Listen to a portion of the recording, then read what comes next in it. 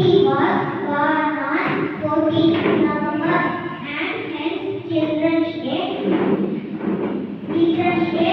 is on 14th of November. Children fondly call him as Chacha Nehru. On this day, schools organize various competitions for students. This day is celebrated to bring awareness of child rights and child welfare.